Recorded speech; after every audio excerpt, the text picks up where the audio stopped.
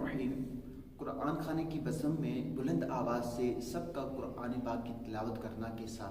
دیکھیں کہ قرآن خانے میں جب سب اکٹھے ہوں تو اس وقت سب جو ہے بلند آواز سے تلاوت قرآن نہیں کر سکتے، کیونکہ جب قرآن کی تلاوت کی جائے تو اس کو سننا لازم ہے۔